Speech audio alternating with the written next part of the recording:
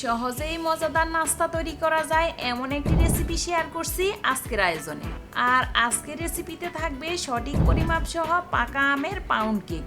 যারা এখনো পাকা আমের কেক বানাননি, এই রেসিপির মেজারমেন্ট ফলো করে সহজেই বানিয়ে নিতে পারবেন ম্যাঙ্গো কেক। আশা করছি সহজভাবে তৈরি আজকের এই ম্যাঙ্গো কেকের রেসিপিটি আপনাদের ভালো লাগবে।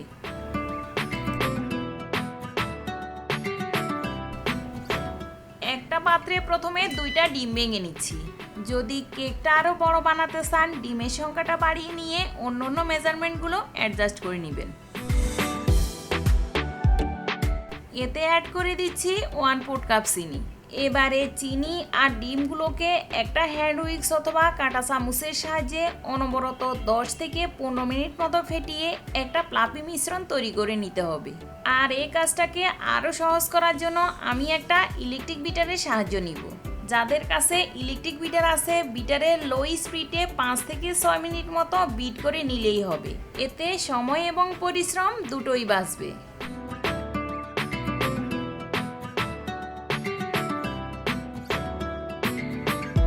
মিশ্রণটা যখন এরকম প্লাপি হয়ে আসবে, তখন এখানে 1/4 কাপ সয়াবিন তেল দিয়ে তেলটাকে এই মিশ্রণের সাথে মিক্স করে নিতে হবে। এখানে কিন্তু তেলের পরিবর্তে গলানো বাটারও দেওয়া যাবে সমপরিমাণে। তেলটা মেশানো হয়ে গেলে কেকটাকে ম্যাঙ্গো কেক করে তোলার জন্য আমি এখানে ম্যাঙ্গো পিউরি দিয়ে দিচ্ছি 1/4 কাপ মতো। এবার পাত্রের উপর একটা স্ট্রেনার বসিয়ে দিয়ে দিচ্ছি 1/2 কাপ ময়দা।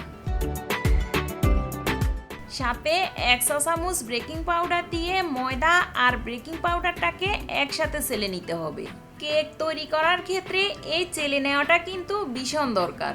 চেলে নিলে ময়দার মধ্যে এয়ার ক্রিয়েট হবে আর কেকটা ফুলতে সাহায্য করবে।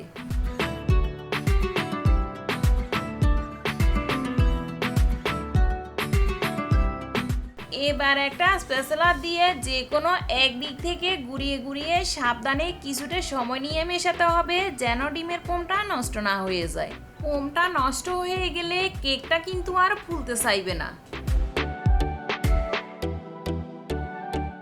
এবার কেকের মোল্ড রেডি করার জন্য একটা কাগজ দিয়ে এর মধ্যে তেল ব্রাশ করে দিচ্ছি।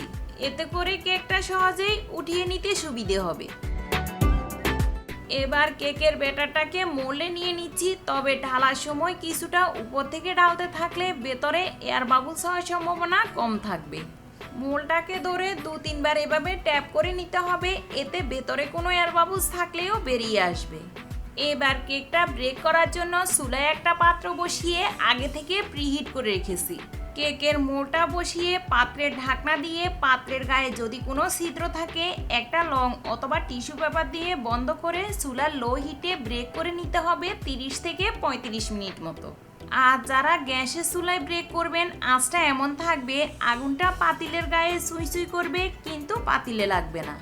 প্রায় 30 মিনিট পর একটা টুথপিক কেকের মাঝ বরাবর গেঁথে চেক করে নিচ্ছি কেকটা হয়েছে কিনা। টুথপিকটা ক্লিন বেরিয়েছে মানে কেকটা হয়ে গেছে। এবার কেকটাকে সাবধানে চুলা থেকে নামিয়ে ঠান্ডা করে একটা চাকু দিয়ে 4-5টা ছাড়িয়ে নিচ্ছি, এতে কেকটা উঠিয়ে নিতে সুবিধে হবে।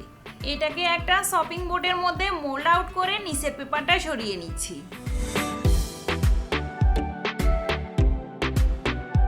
কেকের কালারটা কত সুন্দর এসেছে আর কেকটাও অনেক সফট হয়েছে।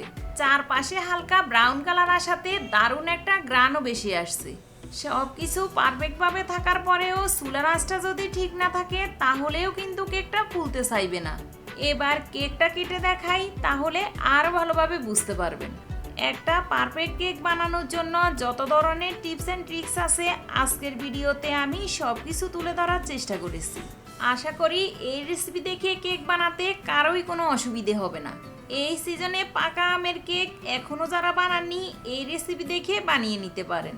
একেবারে অন্যরকম একটা স্বাদ পাবেন। রেসিপিটি ভালো লাগলে একটা লাইক দিয়ে চ্যানেলটি সাবস্ক্রাইব করে রাখবেন আরও ভালো ভালো রেসিপি পাওয়ার জন্য।